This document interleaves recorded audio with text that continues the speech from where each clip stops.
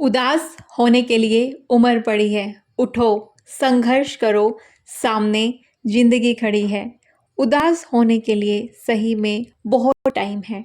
बुढ़ापे में बैठ के सोच लेना वो पल जिसमें आपको उदास होना है। अभी समय है जीने का।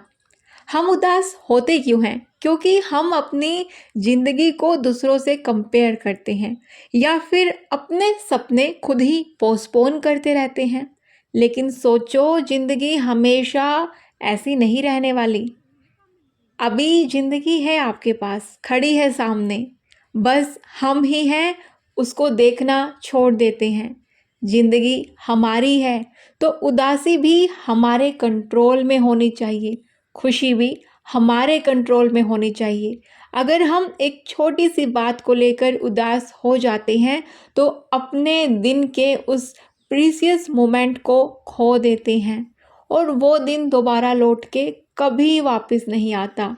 इसलिए उदास होने की बजाय एक नया स्टेप लो। उदासी का कारण कुछ भी हो सकता है। मुझे पता है अभी आप कमेंट में शायद लिखो कि नहीं, ज़िंदगी हमारे कंट्रोल में नहीं है, हम तो दूसरों के उस पर निर्भर करते हैं। मैं फिर भी बोलूँगी, ज़िंदगी तुम्हारी है, कंट्रोल भी तुम्हारा होना चाहिए। कैसे होगा वो आप पे निर्भर करता है। मैंने तो बहुत तरीके बताए हैं। ज़िंदगी का मतलब बस गुजारना नहीं, उसको फील करना है। ज़िंदगी जीना है, अपने लिए भी, अपने सपनों के लिए भी और अपने परिवार के लिए भी। और मेरे पास बहुत सारे कमेंट भी आते हैं कि हमारे घर पे पापा ऐसे करते हैं, मम्मी ऐसे करती है, या सास ससुर ऐसे करते हैं, जेठानी ऐसे करती है, हस्बैंड ऐसे करते हैं, बच्चे ऐसे करते हैं। देखो, हर कुछ हमारे कंट्रोल में नहीं होता है। इस बात को आप मान लो, एक्सेप्ट कर लो। जितना आपके कंट्रोल में है, जो चीज़ आपके हाथ में है, आप सिर्फ उसी को कंट्रोल कर सकते हो। सब कुछ खुद के कंट्रोल में लेने की कोशिश मत करो कि बच्चा भी मेरे हिसाब से कर ले, हस्बैंड भी मेरे हिसाब से कर ले, पेरेंट्स भी मेरे हिसाब से कर ले, भले ही वो गलत ही क्यों ना हो। घर के नाटक चलते रहेंगे। आप अपने काम पर ध्यान दीजिए। परिवार के सदस्यों को अपनी नाकामी का कारण मत बनने दीजिए। जो सीरियल आप टीवी पे देखते हो ना, घर पे भी आपके वही सीरियल चलते हैं। आज एक एपिसोड ख़त्म हुआ, कल दूसरा एपिसोड तैयार है। घर के सीरियल के नेक्स्ट एपिसोड आपके बिना भी चल जाएगा, लेकिन आपकी ज़िंदगी का एपिसोड आपके बिना अधूरा रहेगा। घर के नाटक चलते रहेंगे। आप अपने ऊपर ध्यान दो, जिसके हीरो आप खुद हो। दूसरों की लाइफ के हीरो दूसरे हैं, उनके हीरो आप नहीं हो। मान लीजिए आप कोई काम कर रही हैं, घर में झगड़ा हो गया, फाइटिंग हो गई, आपने अपनी हॉबी कुछ दिन के लिए छोड़ दी। नुकसान किसका होगा?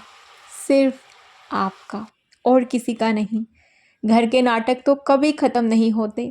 आज कहीं से बर्तन की आवाज़, कल बच्चों का झगड़ा, सास ससुर ने कुछ बोल दिया, रिश्तेदारों की डिमांड आ गई, रिश्तेदार घर पे आ गए। मतलब घर एक सीरियल जैसा है। एक एपिसोड जो ख़त्म होता है, दूसरा वहीं से शुरू हो जाता है। लेकिन इन सब के बीच एक सबसे बड़ी गलती हम करते हैं। हम अपनी खुद की ग्रोथ, अपने खुद के सपने, अपनी खुद की खुशी को इग्नोर कर देते हैं और धीरे धीरे हम अंदर से सोचने लगते हैं कि मेरी ज़िंदगी सिर्फ इन सब के नाटकों में अटक गई है। पर सच ये है कि घर के नाटक हमेशा चलेंगे, लेकिन आपकी ज़िंदगी रुकनी नहीं चाहिए। अपने परिवार को अपनी नाकामी का रीज़न बनाना बंद कीजिए। अगर आपके सपने रुक गए हैं तो इसका मतलब ये नहीं कि परिवार ने आपको रोका है। इसका मतलब है कि आपने खुद अपने सपने को थोड़ा सा साइड में रख दिया है। अपने लिए थोड़ा सा टाइम निकालिए, चाहे वो 15 मिनट हो, चाहे 1 घंटा। उस वक्त को सिर्फ और सिर्फ अपने लिए रखिए। अपनी स्किल्स पर ध्यान दीजिए। पुराना पैशन छोड़ चुके हो तो नया पैशन एक्सप्लोर करिए। घर वाले तभी समझेंगे कि आपके सपने भी उतने ही इम्पोर्टेंट हैं जितना उनका कंफर्ट और उनकी ज़रूरतें। और सबसे बड़ी बात, जब आप अपने सपने पूरे करोगे तभी अपनी खुशी ढूंढ पाओगे, तभी आप सच में परिवार को भी खुश रख पाओगे, क्योंकि एक खुश औरत ही घर को खुश रखती है।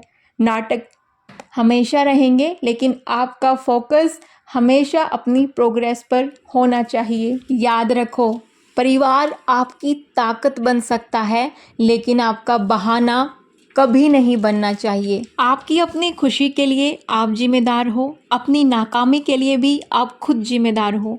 किसी और पर ब्लेम करके आप अपना वक्त बर्बाद कर रहे हो और ज़्यादा कुछ भी नहीं।